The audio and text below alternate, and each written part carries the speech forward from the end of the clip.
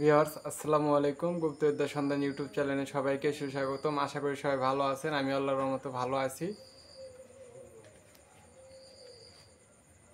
তো আজকে আপনাদের মাঝে যে বিদ্যাটা দিব এটা হলো বাত ব্যথা। বাত ব্যথা এটা এমন একটা জিনিস যাদের আছে তারা জানে কতটা কষ্ট এবং কতটা যন্ত্রণাদায়ক এই বাত ব্যথা। পুরা শরীর কামড়ানি, চিবানি, জ্বর। বাত অনেক প্রকার আছে। বাত 70-80 প্রকারের মতন আমার জানা মতে বাত আছে। তো বাদ যত প্রকার থাকুক ঔষধের দোকান গেলে ওরা ভিন্ন রকমের ওষুধ দেবে জেনে শুনে। তো গাছ এবং মন্ত্র এরা যত প্রকার বাত হোক এরা আবার নির্মূল করতে পারে। তো যে গাছটা আপনারা ব্যবহার করবেন এটা হলো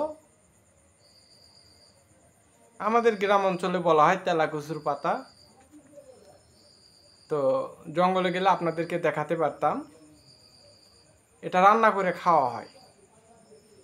গাছ জিনিস দেখে শুনে বুঝে খাওয়াটা ভালো। তো এটা হলো তেলাকুচু পাতা, রান্না করে খাওয়া হয়। আপনারা 7 দিন খাবেন রান্না করে। ইনশাআল্লাহ যাদের পুরোনো বাত 10 বছর, 20 বছর, 30 বছর, 50 বছর তারা 1 মাস খাবেন। খাবার সাথে রান্না করে খুব স্বাদ লাগে, যা বলার বাইরে।